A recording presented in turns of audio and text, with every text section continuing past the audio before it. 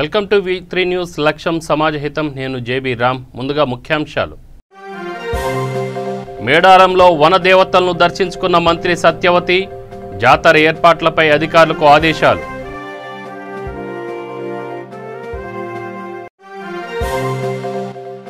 ఆదిలాబాద్ జిల్లాలో కొనసాగుతున్న national highway నిర్మాణ పనులను పర్యవేక్షించిన ఎమ్మెల్యేలు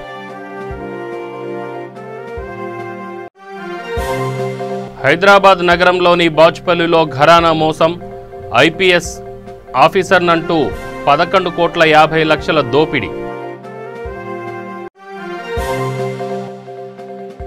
కాప్రాలో municipal deputy commissioner press meet అక్రమ కట్టడాలపై కఠిన హెచ్చరికలు జారీ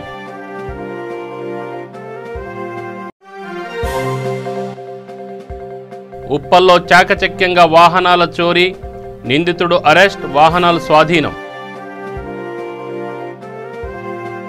ఇక డీటెయిల్స్ చూస్తే ములుగు జిల్లా తాడ్వాయి మండలంలోని శ్రీ మేడారం సమ్మక్క సారలమ్మ వనదేవతలను మంత్రి సత్యవతి రాథోడ్ కుటుంబ సమేతంగా దర్శించుకున్నారు. మాజీ ఎంపీ సీతారాం మంత్రి సత్యవతి కుటుంబ సభ్యులతో పాటు జంపనవాగులో స్నానాలు ఆచరించి అమ్మవారిని దర్శించుకొని మొక్కులు చెల్లించుకున్నారు. ప్రధాన అర్చకులు ప్రత్యేక పూజలు చేశారు. అనంతరం ఆలయంలో మంత్రి కలియ తిరిగి పరిసర ప్రాంతాలను పర్యవేక్షించారు. చిన్న మేడారం జాతరకు ఇతర రాష్ట్రాల నుండి కూడా భక్తులు వేలాది సంఖ్యలో వస్తారని, భక్తులకు అన్ని సదుపాయాలు కల్పించాలని, ఎలాంటి ఇబ్బంది కలగకుండా చూడాలని మంత్రి అధికారులకు సూచించారు.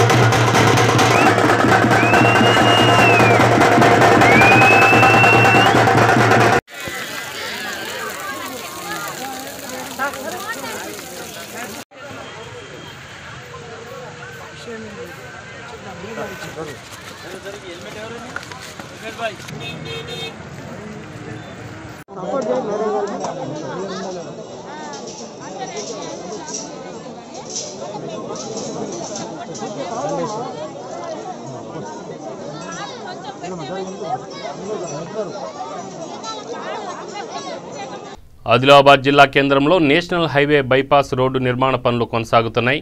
Adilabad MLA Jogu Ramanna, Bodh MLA Rathod Bapurao, PD Srinivas, తరుణ్తో కలిసి నిర్మాణ పనులను పరిశీలించారు.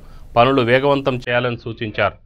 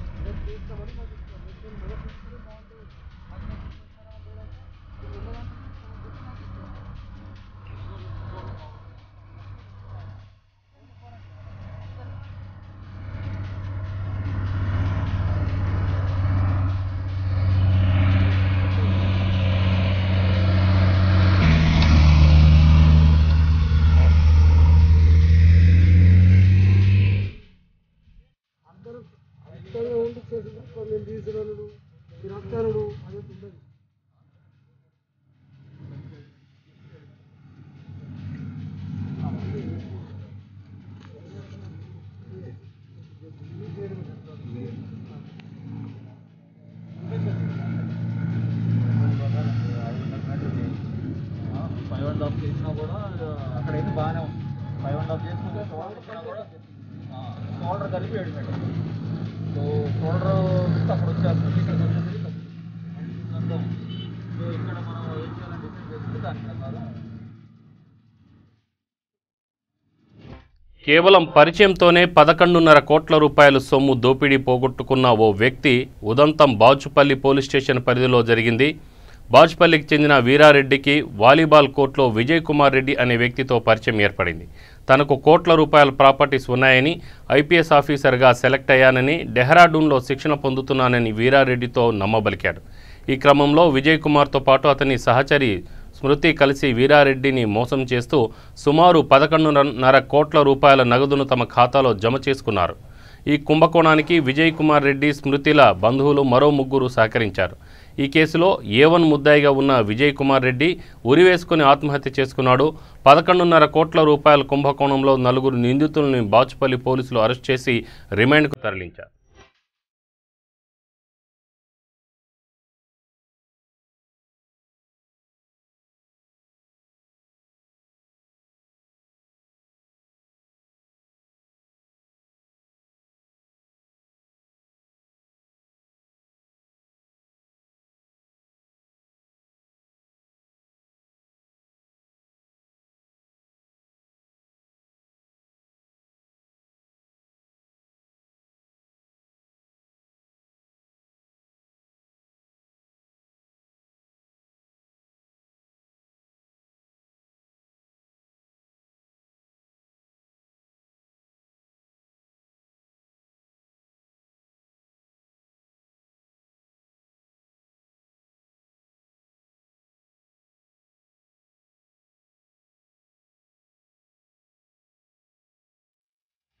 బాచుపల్లి ఇన్స్పెక్టర్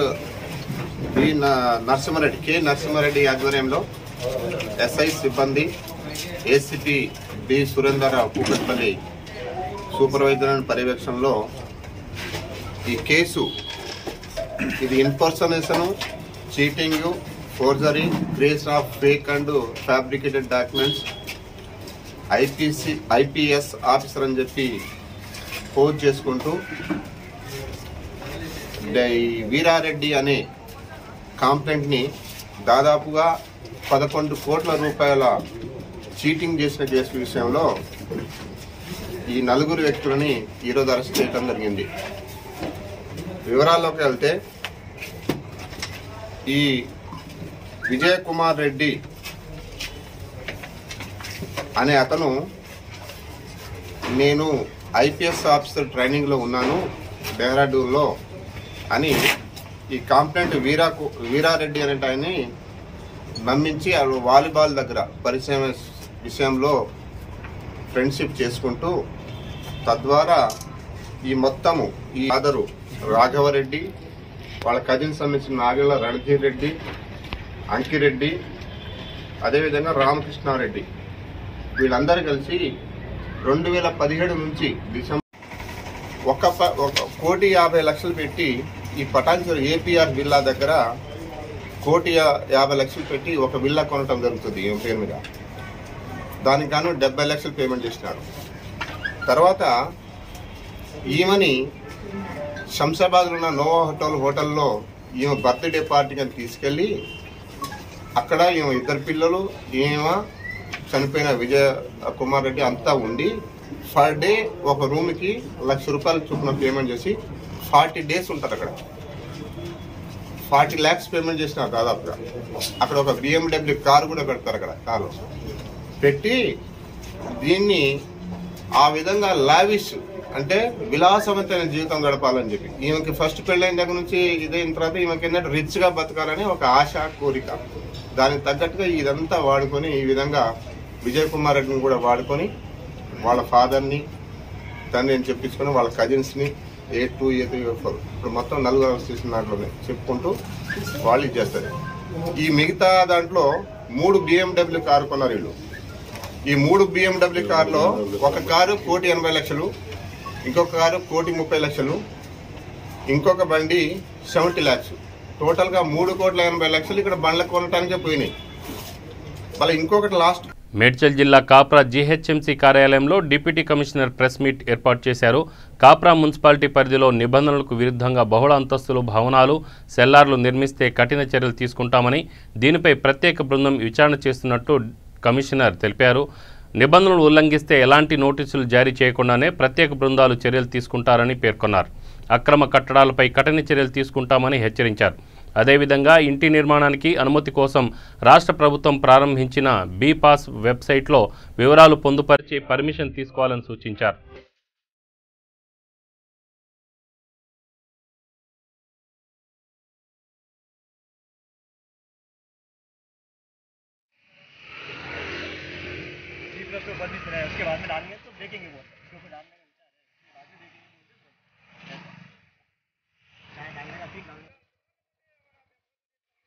కాప్రా మున్సిపల్ పరిధిలో పర్మిషన్ తోటి నిర్మాణాలు జరుగుతున్నాయి.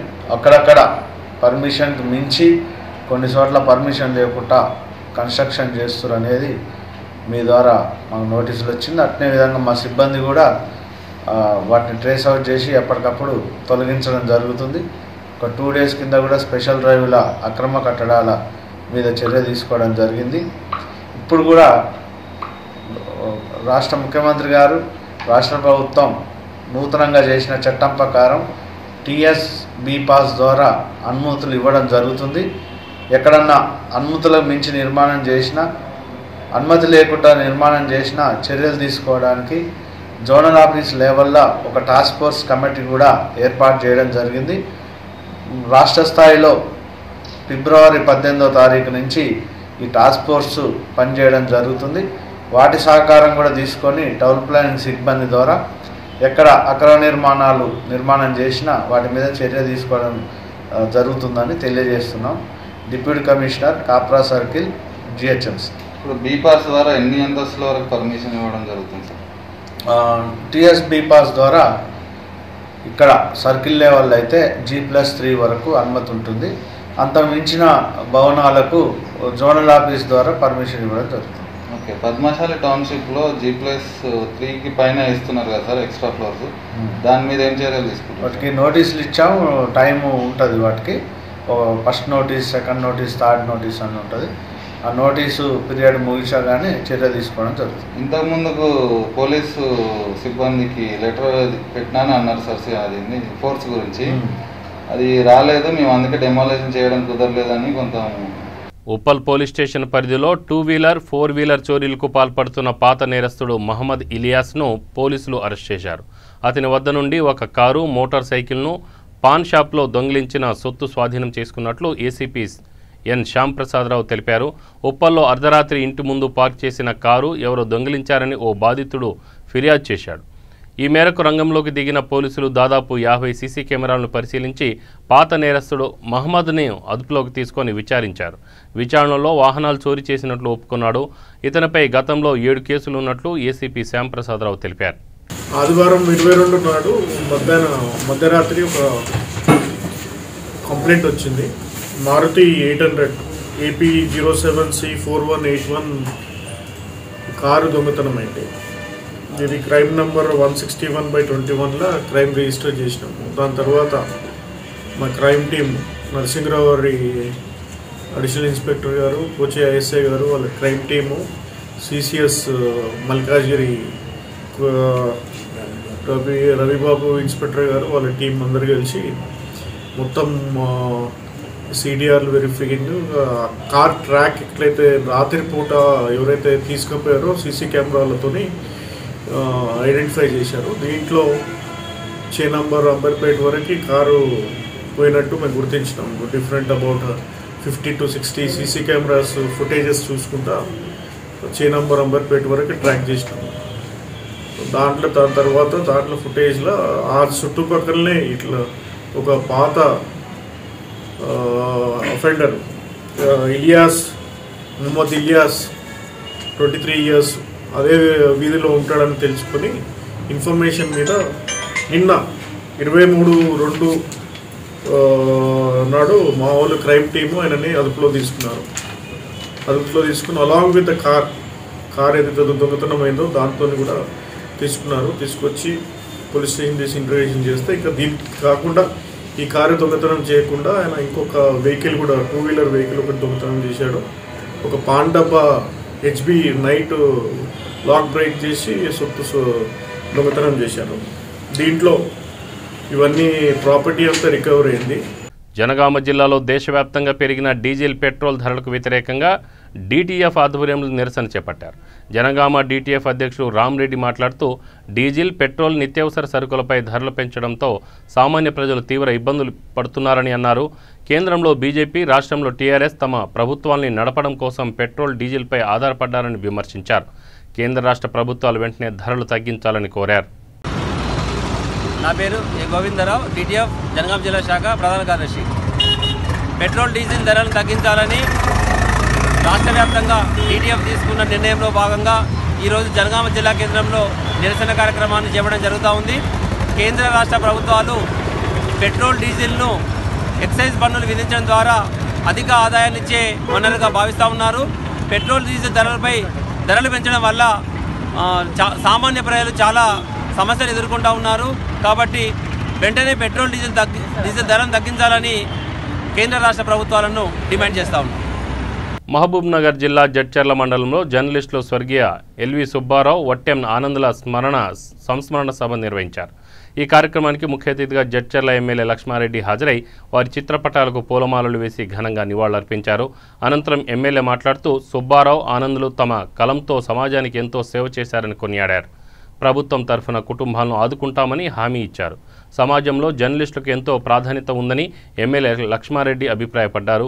ఈ కార్యక్రమంలో తెలంగాణ రాష్ట్ర నాటక మండలి చైర్మన్ శివకుమార్, మహబూబ్ నగర్ జిల్లా జెడ్పీ వైస్ చైర్మన్ యాదయ్య, పాత్రికేయులు పాల్గొన్నారు.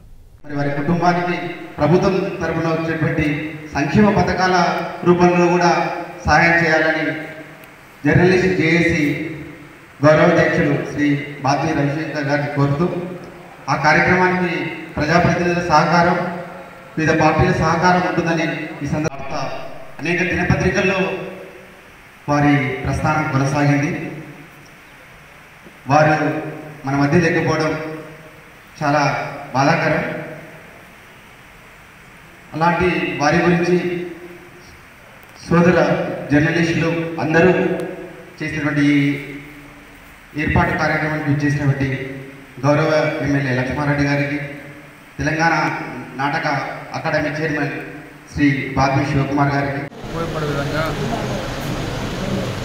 మా మీడియా మిత్రులు దాన్ని తీసుకోవాల్సిన బాధ్యత ఉంది. ఆ దిశగా పనిచేయాలని మీడియా మిత్రులు కోరుకుంటూ జడ్సన్కి సంబంధించిన మీడియా మిత్రులందరూ కూడా అన్ని రకాల నాకు చాలా అందిస్తూ ఉన్నారు. అన్ని రకాల మళ్ళీ ఒకసారి మీరు కోరేది జడ్సన్లకు సంబంధించిన ఏ సమస్య ఉన్నా నా దృష్టి తీసుకొస్తే తప్పకుండా దాన్ని సాధ్యం రెడీగా ఉంటుంది. ఒకసారి ఏదైనా కాంట్రవర్సీ వార్త ఉన్నప్పుడు మాకు డిస్కషన్ చేసి దాన్ని క్లారిఫికేషన్ తీసుకొని వార్త ఇస్తే బాగుంటుంది కోరుతాం.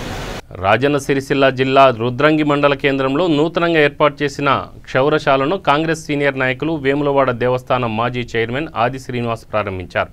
ఈ సందర్భంగా ఆది శ్రీనివాస్ మాట్లాడుతూ యువత స్వయం ఉపాధితో ముందుండాలని అన్నారు. ప్రభుత్వం యువతీ యువకులకు స్వయం ఉపాధి నిమిత్తం ప్రోత్సాహం కల్పిస్తూ సబ్సిడీ రుణాలు అందజేయాలని అన్నారు. ఈ కార్యక్రమంలో షాప్ యజమాని గణేష్, ప్రజాప్రతినిధులు, నాయకులు పాల్గొన్నారు.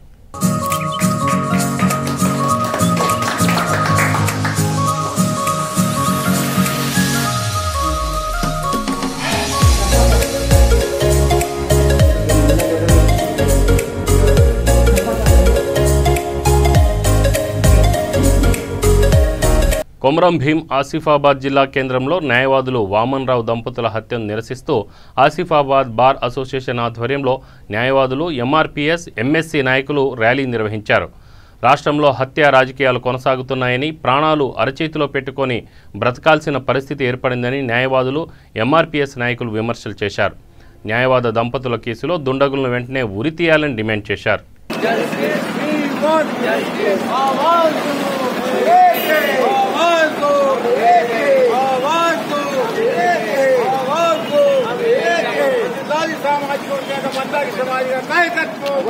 ఈ తెలంగాణ రాష్ట్రంలో హత్య రాజకీయాలు కొనసాగుతున్నాయంటే కారణం ఉదాహరణ మంత్రిలో జరుగుతున్న పుట్టా మధు గారి అరాచకాలని, పుట్టా మధు గారు చేస్తున్నటువంటి దోపిడీని, అరాచకాలని మరి బట్టబయలు చేసి ఆయన మీద ఎవరైతే ఈ వామన్ రావు భార్య నాగమణి అనే దంపతులు న్యాయవాదులు న్యాయ పోరాటం చేస్తూ కోర్టులో వాళ్ళపై న్యాయ పోరాటం చేస్తున్న సందర్భంలో వీళ్ళు ఏదైతే పుట్టామధు గారు వారి అనుచరులు ఎవరైతే ఉన్నారో మా ఒక్క దోపిడిని బట్టబయలు చేస్తున్నటువంటి వీళ్ళు న్యాయవాదులను వీళ్ళని బతకనిస్తే మా బ్రతుకు మనుగడ భవిష్యత్తులో సాగదన్నటువంటి కుట్రతోటే మరి కొంతమందిని దుండగులను ప్రోత్సహించి కొనుగోలు చేసి లక్షలాది రూపాయలు వాళ్లకు వెదజల్లి వాళ్ళని మాత్రము ఈ వామన్ రావు నాగమణి దంపతులను హత్య చేయడం అనేది ఒక రాక్షస చర్య, ఏమైన చర్య భావిస్తున్నాను.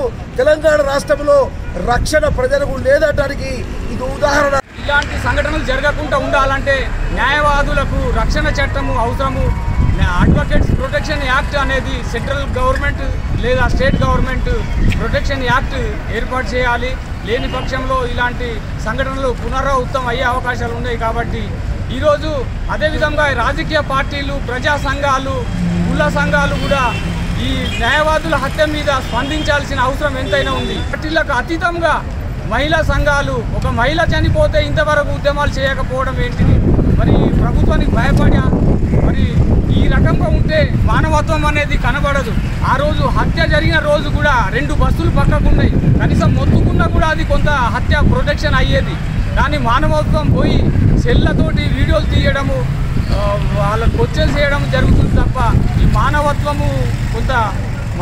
పోతుంది. కాబట్టి పెద్దపల్లి జిల్లా మల్యాలపల్లి రహదారిలో మంగళవారం జరిగిన రోడ్డు ప్రమాదంలో మరణించిన బంగారు వ్యాపారుల నుంచి 2 కిలోల 300 గ్రాముల బంగారాన్ని అపహరించిన medical technician Tajuddin 108 driver Gujjula లక్ష్మారెడ్డిలను పోలీసులు అరెస్ట్ చేశారు. ఈ మేరకు కమిషనరేట్లో ఏర్పాటు చేసిన మీడియా సమావేశంలో సంఘటనకు సంబంధించిన వివరాలను సిసి సత్యనారాయణ వెల్లడించారు. సుమారు 1.5 కోటి విలువ చేసే బంగారు ఆభరణాలను స్వాధీనం చేసుకొని నిందితులను జైలుకు పంపించారు. ఆపదలో ఉన్న వారి ప్రాణాలు కాపాడాల్సిన 108 సిబ్బంది ఇలాంటి వ్యవహారానికి పాల్పడటం సరైన విధానం కాదని సిపి సత్యనారాయణ హెచ్చరించారు. బంగారు వస్తువులు వ్యాపారం చేసుకునే వాళ్ళు తర్వాత కొన ఊపిడితో ఉన్న కొత్త రాంబాబుని కమాన్పూర్కి చెందిన 108 అంబులెన్స్ డ్రైవర్స్ గుండా లక్ష్మారెడ్డి, అదేవిధంగా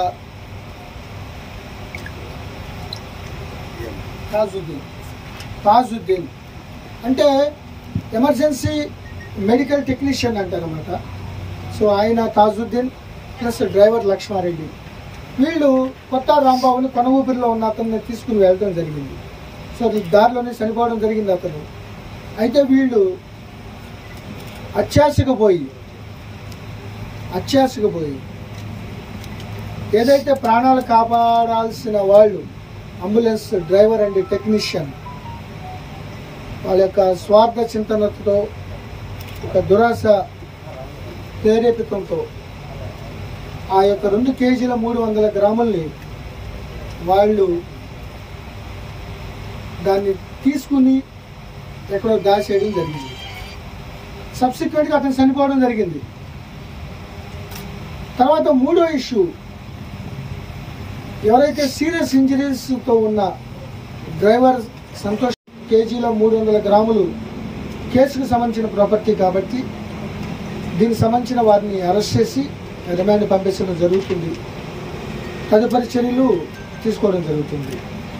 ఆ మిగతా 3 కేజీలు ఏదైతే ఉందో 3 కేజీల 300 గ్రాములు అది బిల్స్ అన్నీ వెరిఫై చేస్తున్నాం. ఆ జ్యువెలరీ షాప్ వాళ్ళందరూ కూడా అది వెరిఫై చేసి నర్సరావుపేట నుంచి కూడా డాక్యుమెంట్స్ తీసుకుని ఆ జిఎస్టీ వాళ్ళని అందరూ కూడా కన్సల్ట్ చేసి తదుపరి చర్యలు వాళ్ళకి అందజేయడం జరుగుతుంది. దీనిలో ఒకటే విషయం, మన ఎన్నో యాక్సిడెంట్లు అవుతున్నాయి హెచ్కేఆర్లో కానీ వీటిలో కానీ. నిన్న కూడా దారుణమైన హత్య జరిగింది అక్కడ. ఇటువంటి అంబులెన్సులు లేకపోతే ఇమ్మీడియట్గా వచ్చే పోలీసులు లేకపోతే ఎవరైనా తీసుకెళ్ళే వాళ్ళు చాలా నిబద్ధతతో నిజాయితీతో ఉండాలి తప్ప ఏదో మనం బాధల్లో ఉన్నాం, ఏదో దొరికేసింది బంగారం పక్కన పెట్టేస్తే ఫ్యాక్ట్ ఈజ్ ఫ్యాక్ట్. ఏ విషయంలో అయినా నిజంగానే ఉంటుంది. ఇప్పుడు చిన్న వాళ్ళ దురాశ ఈరోజు ఎంతో వాళ్ళ ప్రాణాపాయాన్ని కాపాడడానికి వాళ్ళు చేసిన శ్రమ అంతా వృధా అయిపోయింది. చట్టం ముందు నేరస్తులుగా నిలబడాల్సిన పరిస్థితి వచ్చింది. సో అందరికీ ఎవరికైనా యాక్సిడెంట్లు అయినా ఏదైనా 108 ఎవరో ఒకరిద్దరు దీన్ని బట్టి అందరిని కాదు ఎంతోమంది ప్రాణాలని రంగారెడ్డి జిల్లా తలకొండపల్లి మండలం పడక్కల్ గ్రామంలో జిల్లా పరిషత్ పాఠశాలను సందర్శించిన జెడ్పీటీసీ ఉప్పల వెంకటేష్ రాష్ట్ర ప్రభుత్వంపై తీవ్ర స్థాయిలో మండిపడ్డారు. పాఠశాలలో టాయిలెట్స్ శిథిలావస్థకు చేరుకున్నాయని, ప్రభుత్వ పాఠశాలలో సరైన సదుపాయాలు లేవని ఆవేదన వ్యక్తం చేశారు. సీఎం కేసీఆర్ మంత్రి సబితా ఇంద్రారెడ్డి నిధులను దారి మళ్లించి దుర్వినియోగం చేస్తుందని ఆవేదన వ్యక్తం చేశారు. దీనిపై అనేకసార్లు అధికారులకు ఫిర్యాదు చేసినప్పటికీ ఫలితం లేదని అన్నారు. ప్రభుత్వ వైఖరిని ఖండిస్తూ గ్రామంలో భిక్షాటన చేసి పాఠశాలలో టాయిలెట్స్ నిర్మాణాలు చేస్తామని, కనీసం అప్పుడైనా ప్రభుత్వానికి బుద్ధి వస్తుందని విమర్శించారు.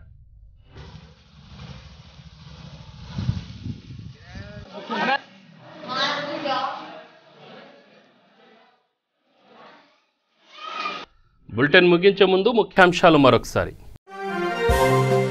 మేడారంలో వనదేవతలను దర్శించుకున్న మంత్రి సత్యవతి, జాతర ఏర్పాట్లపై అధికారులకు ఆదేశాలు.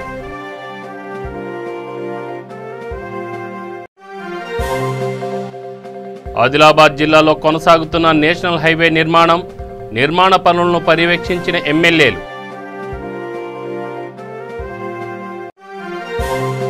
హైదరాబాద్ నగరంలోని బాచుపల్లిలో ఘరానా మోసం, ఐపీఎస్ ఆఫీసర్నంటూ 11,50,00,000 దోపిడీ. కాప్రాలో municipal deputy commissioner press meet, అక్రమ కట్టడాలపై కఠిన హెచ్చరికలు జారీ.